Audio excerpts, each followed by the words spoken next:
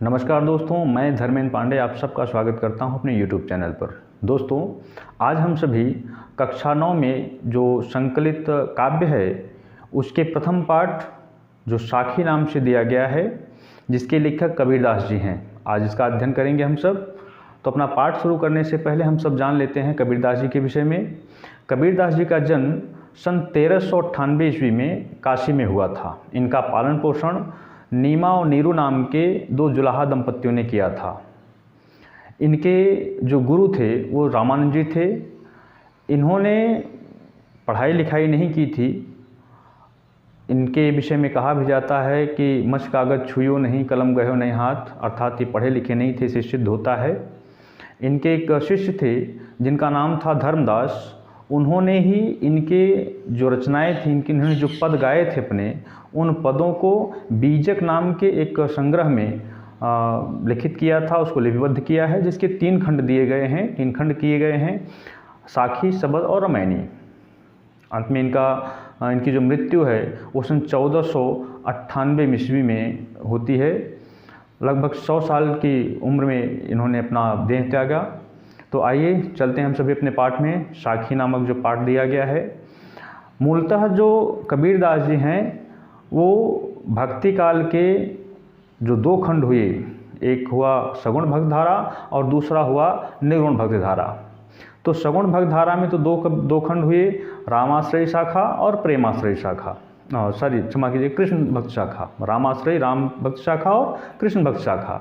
और जो निर्गुण भक्त शाखा है उसके 2 भाग हुए, एक प्रेम मार्गी शाखा हुआ और दूसरा हुआ ज्ञान मार्गी शाखा। तो कबीरदास जी ज्ञान मार्गी शाखा के प्रवर्तक कवियों में से माने जाते हैं। तो आइए इनकी रचनाओं को हम लोग पढ़ते हैं। प्रथम जो रचना दी गई है, प्रथम जो छंद दोहा दिया गया है इनका, वो कहते हैं, सतगुरु हम सो रीझ कर एक कहा प्रसंग, बरसा बादल प्रेम का भीज गया सब अंग। कबीरदास जी ने सतगुरु की महिमा का वर्णन करते हुए इस पंक्ति को लिखा है। उन्होंने कहा कि सतगुरु हम सो रीझ कर, अर्थात सतगुरु जो हैं वो हमारी सेवा से प्रसन्न होकर के हम पर रीझ, अर्थात प्रसन्न होकर के, रीझने का अर्थ होता है प्रसन्न होना। कहते हैं सतगुरु हम पर रीझ करके, हम पर प्रसन्न होकर के एक प्रसंग कहा, एक बात बताई। बात कौन सी बताई? ज्ञान दिया हमको, ज्ञान की बात बताई उन्होंने। फिर अगली पंक्ति में कहते हैं, बरसा बादल प्रेम का भीज गया सबंग। जो ज्ञान दिया उन्होंने, वह ज्ञान कैसा था? ईश्वर का ज्ञान दिया।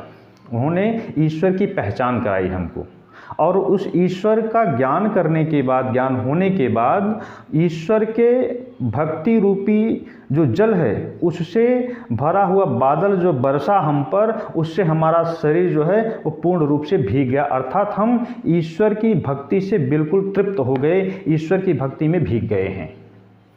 अगली पंक्ति जो है उसमें ईश्वर के नाम का ही इन्होंने वर्णन किया है, ईश्वर के नाम की ही महिमा बताई है। कहते हैं, राम नाम के पटतरे देवे को कुछ नाय, क्या ले गुरु संतोष ये हौस रही मन माय। कबीरदास जी इस पंक्ति में कहते हैं कि राम नाम के पटतरे, पट का शब्द आया, राम नाम रूपी जो श्रेष्ठ ज्ञान हमको मिला उसके बदले में, पटतरे अर्थात बदले में। कहते हैं राम नाम के बदले में देने के लिए हमारे पास कुछ नहीं है। किसने राम नाम दिया? गुरु ने। कहते हैं जिस गुरु ने हमको राम नाम रूपी रत्न दिया, उस रत्न को प्राप्त करने के बाद, उस राम नाम रूपी ज्ञान को प्राप्त करने के बाद, गुरु को देने के लिए हमारे पास कुछ भी नहीं है। जो राम नाम दिया गुरु ने, उस राम नाम के बदले में गुरु को देने के लिए हमारे पास कुछ भी नहीं है। आगे कहते हैं ना कि क्या ले गुरु संतोष ये, हम क्या गुरु को दे सकते हैं जिससे हमारे गुरु संतुष्ट हो जाए। आगे कहते हैं, हौस रही मनमाए, यह इच्छा जो देने की थी अपने गुरु को, वह इच्छा हमारे मन में, हमारे हृदय में शेष रह गई। पूरे कहने का तात्पर्य है कि जिस गुरु ने हमको राम नाम रूपी ज्ञान दिया, राम नाम रूपी ईश्वर का ज्ञान कराया, उस गुरु को राम नाम के बदले हम उनको कुछ नहीं दे सके। वह जो इच्छा थी हमारी वह शेष रह गई, अर्थात हम गुरु को गुरुदक्षिणा नहीं दे पाए हैं, वह इच्छा हमारी शेष रह गई है। आगे कहते हैं कबीरदास जी, ज्ञान प्रकाशा गुर मिला, सो जन बिसरी जाय, जब गोविंद कृपा करी, तब गुर मिलिया आई। कहते हैं कि ज्ञान प्रकाशा गुर मिला, ये लाइन, और उसके बाद कहते हैं सो जिन बिसरी जाए। निचली जो पंक्ति है, जब गोविंद कृपा करी, मुख्य शब्द यहाँ से हम लोग अर्थ लेते हैं। कहते हैं जब गोविंद कृपा करी तब गुर मिला आए, अर्थात जब ईश्वर की, जब गोविंद की कृपा होती है तब सच्चे गुरु की, सदगुरु की प्राप्ति होती है। बिना ईश्वर के कृपा के हमको इस गुरु की प्राप्ति नहीं हो सकती। इसलिए उसको मत भूलना, अर्थात ईश्वर ने, जिस ईश्वर ने कृपा करी और कृपा करने के बाद उनकी कृपा के फलस्वरूप हमको सदगुरु की प्राप्ति हुई है, उस ईश्वर को भूल ना जाइए। कहीं ऐसा ना हो कि आप उनको भूल जाइए।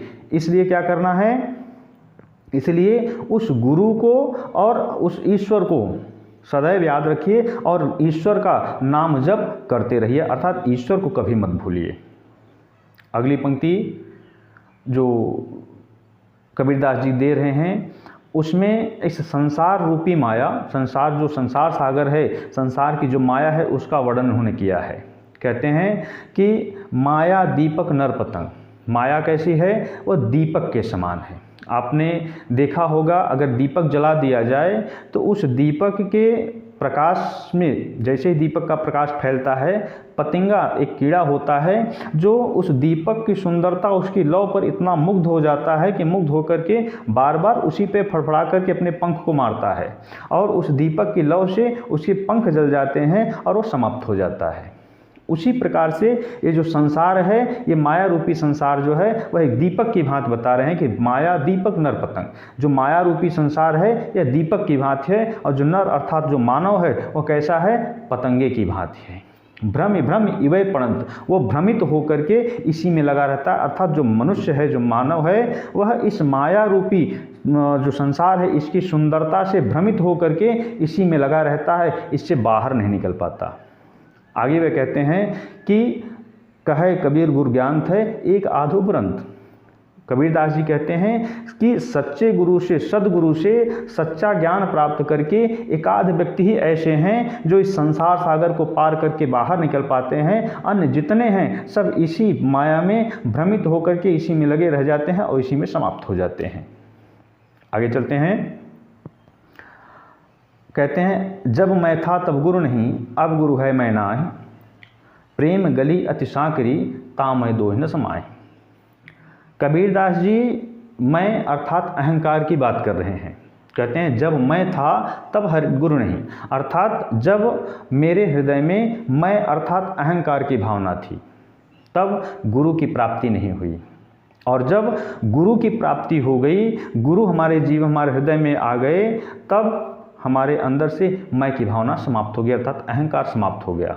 कहने का तात्पर्य यह है कि हम तब तक गुरु से एकात्म भाव नहीं कर पाए, गुरु से अपना एकात्म नहीं कर पाए, गुरु से हम खुद को मिला नहीं पाए जब तक हमारे अंदर अहंकार की भावना थी। अहंकार की भावना जैसे ही हमने समाप्त की, गुरु से हमारा एकात्म हो गया, अर्थात गुरु और हमारा जो हृदय था वह एक हो गया। गुरु में हमारे हृदय में गुरु का एकात्म था, गुरु की स्थिति आ गई, हमने गुरु को पहचान लिया। अगली पंक्ति में ये कह रहे हैं कि प्रेम गली अति सांकरी तामय दोहि न समाए। कहते हैं जब तक हमारे हृदय में द्वैत का भाव रहेगा, द्वैत का अर्थ कि गुरु और अहंकार अर्थात मैं और तू की जब तक भावना रहेगी, हमने गुरु को और अहंकार स्वयं को अलग अलग माना। जब हमने दोनों को एक कर लिया अर्थात अहंकार को समाप्त कर लिया और गुरु को और स्वयं को एक मान लिया, तब एकात्म भाव मिल गया और द्वैत की भावना जो हमारे हृदय से, हमारे मन से समाप्त हो गई। प्रेम का जो मार्ग होता है बड़ा सकरा मार्ग होता है, उसमें केवल एकात्म होकर के ही चला जा सकता है, दो होकर के नहीं चला जा सकता। अर्थात मन में अहंकार भी रहे और गुरु की भी प्राप्ति हो जाए, यह संभव नहीं है। अगर गुरु को रखना है, गुरु का साक्षात्कार करना है, तो मन से, अपने हृदय से मैं की भावना, अहंकार की भावना निकाल करके एकात्म भाव होकर के ही प्रेम के मार्ग में जाया जा सकता है। आगे कहते हैं भगत भजन हरिनाव है दूजा दुख अपार, मनसा वाचा कर्मणा कबीर सुमिरन सार। कबीरदास जी कहते हैं कि इस संसार सागर को पार करने के लिए ईश्वर की भक्ति और उनका भजन ही नाव के समान है। संसार सागर अर्थात बहुत गहरा है, ये गहरा जो सागर संसार है ये गहरे सागर की भांति है, और उसको पार करने के लिए साधन क्या है? साधन केवल और केवल एक ही है, ईश्वर की भक्ति और उनका भजन। यदि इसको छोड़ करके कोई दूसरा मार्ग अपनाया जाए तो केवल और केवल दुख ही मिलेगा, उसके अतिरिक्त कुछ नहीं मिलेगा। दूजा दुख अपार, अर्थात दूसरा कोई मार्ग अगर अपनाते हैं तो केवल और केवल दुख ही मिलेगा, उसके अतिरिक्त हमको कुछ प्राप्त नहीं होगा। फिर नीचे कहते हैं कि मनसा वाचा कर्मणा कबीर सुमरसार, कबीर दास जी कहते हैं कि मन से, वचन से और कर्म से, हर प्रकार से आप जो सार अर्थात जो मुख्य तत्व है, अर्थात जो परमात्म तत्व है, उसी का सुमिरन कीजिए, उसी को याद कीजिए, उसी को स्मृत करते रहिए और आप इस भव सागर से पार हो जाएंगे। अगली पंक्ति में कबीर दास जी कहते हैं कि कबीर चित्त चमन किया चहु दिस लागी जाए, कबीर सुमिरन हाथू घड़ा बेगे लेहूं ठाए। कबीर दास जी कहते हैं कि संसार है और संसार में जो मानव है, मानव सदैव जीवन में सुख प्राप्ति के लिए वासनाओं के वशीभूत होकर के इसमें चलता रहता है, और जो वासनाएं हैं, जो काम की इच्छा है, जो भावनाएं हैं, यह सदैव मनुष्य को कष्ट देती रहती हैं। इसीलिए कबीर दास जी कह रहे हैं कि कबीर चित्त चमकिया, मन जो है ना, जो चित्त हमारा है, जो मन है, वो बड़ा ही चंचल है, वो हमेशा इधर उधर भागता रहता है, वो स्थिर नहीं रहता कभी। इसलिए चहुँ दिस लागे में, चारों दिशाओं में, 10 दिशाओं में वो भटकता रहता है, वो स्थिर रहने का प्रयास ही नहीं करता, स्थिर रह ही नहीं पाता कभी। इसलिए कबीर दास जी कह रहे हैं कि हरि सुमरन हाथोड़ा, हरि अर्थात ईश्वर के स्मरण रूपी जो घड़ा है और उसमें भक्ति रूपी जो जल है, उसको उठाइए और बेगा ही ले उठाए, उसको उठाइए तुरंत और अपने वासना और काम पर डाल करके उसको बुझा दीजिए। अर्थात ईश्वर के प्रेम रूपी जो घड़ा है उसमें प्रेम रूपी जल भरिए, ईश्वर का नाम रूपी जो घड़ा है उसमें प्रेम रूपी जल भरिए और उसको उठा करके वासना रूपी जो आपका चित्त है उस पर डाल दीजिए और उस कामनाओं को, उस वासना को बुझा दीजिए। आगे चलते हैं, कहते हैं अंखड़िया झाई पड़ी पंथ निहार निहार, जी भड़िया छाला पड़ा राम पुकारे पुकारे। जो कबीर दास जी हैं वह कह रहे हैं कि ईश्वर के दर्शन हेतु, ईश्वर का दर्शन प्राप्त करने के लिए अंखड़िया झाई पड़ी। कहते हैं कि जो नेत्र हमारे हैं उसको हमने ईश्वर को देखने के लिए, ईश्वर के दर्शन करने के लिए हमने अपने नेत्र बिछा रखे थे। पंथ अर्थात रास्ते को देखते देखते, रास्ते में ईश्वर का दर्शन करने के लिए, उनको दर्शन के लिए हम अपने नेत्र बिछाए बैठे थे कि हमको ईश्वर के दर्शन हो जाए, किंतु सच्ची लगन और आस्था के अभाव में हमको ईश्वर के दर्शन नहीं हुए। निचली पंक्ति कहते हैं कि जी भड़िया छाला पड़ा, राम पुकार पुकार, अर्थात सच्ची लगन और आस्था के अभाव में हम राम राम तो कहते रह गए लेकिन आस्था नहीं लगा पाए, ईश्वर से एकात्म भाव नहीं कर पाए, इसलिए हमारे जीवा में छाले पड़ गए और ईश्वर की प्राप्ति नहीं हुई। कबीर दास जी पूरे कहने का तात्पर्य है कि हम इस संसार सागर में रह कर के ये तो कहते हैं कि हम भक्ति कर रहे हैं, ईश्वर की पूजा कर रहे हैं, लेकिन हमारे मन में ईश्वर के प्रति जो भक्ति होनी चाहिए, जो भाव होना चाहिए, वह भाव और भक्ति नहीं है।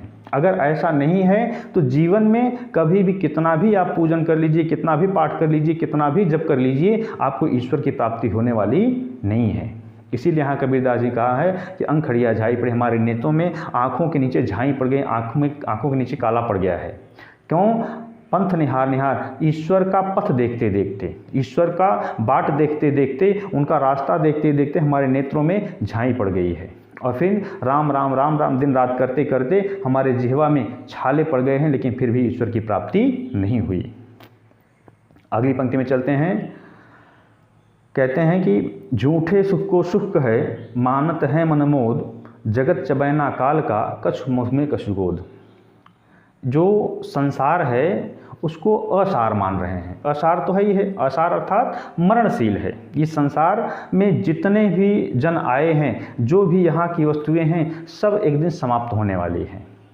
इसीलिए कबीरदास जी कह रहे हैं कि झूठे सुख को सुख है। ये जो सांसारिक सुख है ना, ये झूठा है, और जो यहाँ के लोग हैं इसी को सच्चा सुख मान करके इसी की चकाचौंध में अपने आप को बनाए रखते, अपने आप को घिराए रखते हैं। इसीलिए कह रहे हैं कि झूठे सुख को सुख है, मानत है मनमोद, अर्थात इस संसार को ही सच्चा सुख मान करके इसी में प्रसन्न रहते हैं लोग। अगली पंक्ति कहते हैं कि संसार कैसा है, जगत चबैना काल का। ये संसार कैसा है, वह काल का चबैना अर्थात काल का भोजन है, मृत्यु का भोजन है। जो मृत्यु के देवता काल देवता हैं उनके भोजन है ये जो संसार में जितने लोग हैं। कछ मुख में कछ गोद, अर्थात कुछ तो मर करके उनके मुंह में जा चुके अर्थात काल के गाल में समा चुके हैं, और कुछ उनकी गोद में बैठे हैं अर्थात अपने मृत्यु की प्रतीक्षा में हैं, अपनी मृत्यु की प्रतीक्षा कर रहे हैं। इसीलिए कछ मुख में कछ गोद में बैठे अर्थात प्रतीक्षा कर रहे हैं, और कुछ मुख में पहुंच चुके अर्थात मृत्यु को प्राप्त हो चुके हैं। अगली पंक्ति में चलते हैं हम लोग। इस पंक्ति में कहते हैं, जब मैं था तब हरि नहीं, अब हरि है मैं नाहि, सब अंधियारा मिट गया जब दीपक देखा माहि। कहते हैं कि जब मैं था अर्थात अहंकार, जब अहंकार मन में था तब हरि अर्थात ईश्वर नहीं थे।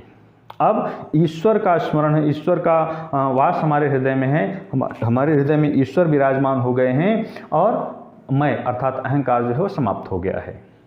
अगली पंक्ति में कहते हैं कि सब अंधियारा मिट गया जब दीपक देखा माहि। सारे अंधेरा, जो जीवन का सारा अंधेरा था, जो अंधकार था, अर्थात इस सांसारिकता का जो सुख, अभी हमने सांसारिकता को वास्तविक मान रखा था, इस संसार को वास्तविक मान रहे थे, अब यह अज्ञान जो है वो समाप्त हो गया है। कब, कैसे समाप्त हुआ, जब गुरु की प्राप्ति हुई था, सदगुरु आए और उन्होंने ज्ञान प्रदान किया। उस ज्ञान को प्राप्त करते ही हमारे मन का अंधकार समाप्त हो गया, और मैंने ईश्वर अर्थात हरि को पहचान लिया, और अब हरि हमारे हृदय में है, और मैं अर्थात अहंकार की जो भावना थी वह समाप्त हो गई है। अगली पंक्ति है, कबीरदास जी इसमें कहते हैं कि कबीर कहा गरबियो ऊंचे देख आवास, कब काल ही पर्यों भय लोटना ऊपर जामे घास। कबीरदास जी कहते हैं कि ये जो संसार है, संसार में लोग आते हैं और बड़े गर्व के साथ ऊंचा पद प्राप्त करके बड़े गर्व के साथ रखते हैं। कहते हैं जब किसी को ऊंचा पद मिल जाता है, कोई किसी अच्छे पद पर पहुंच जाता है, तो उसको बड़ा अभिमान हो जाता है, बड़ा गर्व हो जाता है। कबीरदास जी यही कहना चाह रहे हैं कि ऊंचे पद को प्राप्त करके तू बहुत अभिमान में आ गया है, हे मानव तू बहुत गर्व में है, तुमने गर्व कर लिया अर्थात अहंकार आ गया है तुझमें। एक दिन इस जमीन काल पर भूमि लौटना, एक दिन ऐसा आएगा कि तुझको इस धरती पर ही लौटना पड़ेगा, धरती मिट्टी में ही मिल जाना होगा। ये जो अहंकार है, जो पद तुम्हारा है, ये सब समाप्त हो जाएगा, और तू इसी धरती के नीचे दब जाएगा, इसी धरती में दफना दिया जाएगा, और तेरे ऊपर जो है वो घास जम जाएगी। आगे है, यह ऐसा संसार है जैसा सैंबल फूल, राम नाम जाना नहीं, क्षमा कीजिएगा, यह ऐसा संसार है जैसा सैंबल फूल, दिन दस के व्यवहार को झूठे रंग न भूल। कबीरदास जी कहते हैं ये संसार कैसा है, सेमर के फूल की भांति है। जैसे एक तोता सेमर की उस फूल की सुंदरता पर आकृष्ट होकर के, मनमोहित होकर के उसकी फल की प्रतीक्षा में उस पर मंडराता रहता है, उसी प्रकार से मानव भी इस संसार में आकर के यहाँ की सुंदरता में भ्रमित होकर के इसी में घूमता रहता है। आता है दिन दस के, जैसे सैंबल का फूल मतलब सेमर, एक रुई होता है, उसको सेमर कहा जाता है, अर्थात उसकी जो फूल खिलते हैं बड़ा सुंदर फूल होता है, बड़ा बढ़िया होता है, लेकिन गंधहीन होता है, उसमें कोई सार नहीं होता। और जब उसको तोते से उसकी तुलना करेंगे, अर्थात तोता जो है वह उस सेमर की सुंदरता के प्रति इतना आकृष्ट हो जाता है, तो सोचता है इसका फल भी बड़ा मीठा होगा, और उसी मीठे फल के लालच में वह उसके पीछे लगा रहता है। और दिन जब वो बड़ा होता है और उसमें वो फूल खिल जाता है, फट जाता है, तो उससे रुई निकलता है, और वह तोता जो निराश होकर के चला जाता है। इसी प्रकार से मानव भी है, इस संसार में आता है और संसार की निस्सारता में, इस मरणशील संसार में लग जाता है, इसकी सुंदरता के पीछे परेशान रहता है। एक दिन ऐसा आता है कि वह भी समाप्त हो जाता है। इसीलिए कह रहे हैं नीचे कि दिन दस के व्यवहार को झूठे रंग न भूल।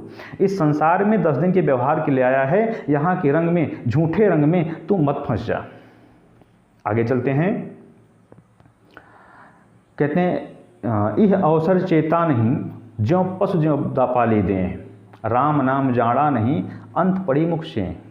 कबीरदास जी कह रहे हैं कि तुझको एक अवसर मिला है, मानव जीवन, मानव का जो शरीर है बड़ा उत्कृष्ट शरीर है। कहा जाता है कि 84 लाख योनियों के बाद तब जाकर के इस मानव का शरीर मिलता है और बड़ा दुर्लभ शरीर है। तो तुझको एक अवसर मिला है राम नाम जपने के लिए, ईश्वर का भजन करने के लिए, लेकिन तू संसार में आया और उसको भूल गया। कह रहे ना कि यह अवसर चेता नहीं, तूने ध्यान नहीं दिया। हे मानव, तूने ध्यान नहीं दिया, तुझको एक अवसर मिला और तूने उसको गंवा दिया।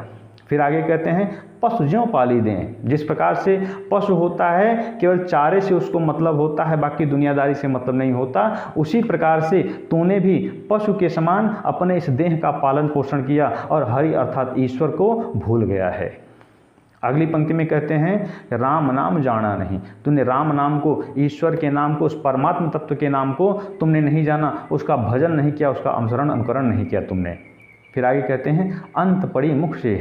अंतिम समय आएगा और तू इसी मिट्टी में मिल जाएगा, इसी मिट्टी में समाप्त हो जाएगा, तेरा कोई अस्तित्व नहीं रह जाएगा। हे मानव, तुम इस संसार के मोह को छोड़ करके केवल और केवल ईश्वर का भजन कर, ईश्वर का ही नाम जप कर। आगे है, कहते हैं यह तन कांचा कुंभ है, लिए फिरे था साथ, ढबका लागा फूट गया, कछ न आया हाथ। जो कबीरदास जी हैं वह कह रहे हैं कि ये जो शरीर है ये कच्चे घड़े के समान है। जिस प्रकार से कुम्हार कच्चे घड़े को बनाता है तो उसको बना करके जब तक पक ना जाए तब तक बहुत संभाल के रखता है, उसकी बड़ी सुरक्षा करता है। तो ये शरीर जो ईश्वर ने दिया है यह अभी कच्चे घड़े के समान है। आज हमारे पास है, इस बड़े सुंदर शरीर है, इस सुंदर शरीर का हमको बड़ा अभिमान है, हम खूब बढ़िया साज सज्जा करके इस शरीर को संसार को दिखाते रहते हैं। किंतु एक दिन ऐसा आता है कि यह शरीर मृत प्राय हो जाता है, इस शरीर से प्राणवायु, जो प्राण तत्व है, जो परम आत्मा है, वह निकल जाती है और शरीर से गंध आने लगते हैं, लोग इसको हटा देते हैं। यहाँ इससे ही कह रहे हैं कि यह तन कांचा कुंभ, ये शरीर कैसा है, कच्चे घड़े के समान है। आगे कहते हैं लिया फिरे था साथ, मैं इसको संभाल करके दिखावे के लिए संसार में साथ साथ लेके चल रहा था, किंतु फिर नीचे कह रहे हैं ढबका लागा फूट गया। मृत्यु का ढबका, अर्थात ये शरीर जन्म होता है, इसका बड़े होते हैं, बूढ़े होते हैं और मृत्यु आती है, मृत्यु आती ही समाप्त हो जाती है। तो मृत्यु का जैसे ही धक्का लगेगा यह फूट जाएगा, यह समाप्त हो जाएगा, कछ ना आया हाथ, और कुछ तेरे हाथ में आएगा नहीं। इसलिए हे मानव, तू इस शरीर का अभिमान छोड़ करके ईश्वर का भजन कर, ईश्वर का अनुसरण कर। आखिरी पंक्ति जो कबीरदास जी की है वह कह रहे हैं कहा कबीर गरबियो, देह देख सुरंग, बिछड़िया मिलियो नहीं, ज्यों कांचली भुवंग। कबीरदास जी इस संसार में इस शरीर की असारता, नश्वरता की बात कर रहे हैं। वह कहते हैं ये शरीर कैसा है, नश्वर है, ये समाप्त होने वाली है, यह अमर नहीं है, यह रुकने वाली नहीं है, सदैव चलने वाली नहीं है। इसलिए कहा कबीर गर्वियो, गर्व न कर, हे मानव तू गर्व न कर, तू अभिमान न कर, देख देख सुरंग, अर्थात सुंदर शरीर को, सुंदर काया को देख करके, सुंदर रंग को देख करके अपने तू अभिमान मत कर, तू घमंड मत कर। क्या कहते हैं नीचे, बिछड़ियाँ मिलियो नहीं, ज्यों कांचली भुवंग। जैसे एक सर्प होता है, सर्प केचुले को छोड़ दे और फिर से चाहे कि वह उसको प्राप्त हो जाए, फिर से उसको धारण कर ले तो नहीं कर सकता। उसी प्रकार से हे मानव, तू भी इस शरीर को प्राप्त कर पाया है और एक बार इस शरीर से छूटने के बाद फिर से कभी तू धारण नहीं कर पाएगा। इसलिए इस शरीर का अभिमान छोड़ करके तू ईश्वर की शरण में जा, ईश्वर की शरण ले ले। इस प्रकार से बीजक नामक जो ग्रंथ था उससे लिया गया साखी शब्दमणि, जो 3 भाग हैं, तो साखी से लिया गया ये शब्द, ये जो पंक्तियां थे, दोहे थे, इसको हम लोगों ने पढ़ा। यदि इसमें कहीं कोई समस्या आई हो, कहीं किसी वाक्य में समस्या हो, किसी अर्थ में समस्या हो, तो कमेंट कीजिए, आप हमको बताइए, हम उसका पूरा समाधान देने का प्रयास करेंगे आपको। मिलते हैं फिर से अगली वीडियो में, तब तक के लिए नमस्कार।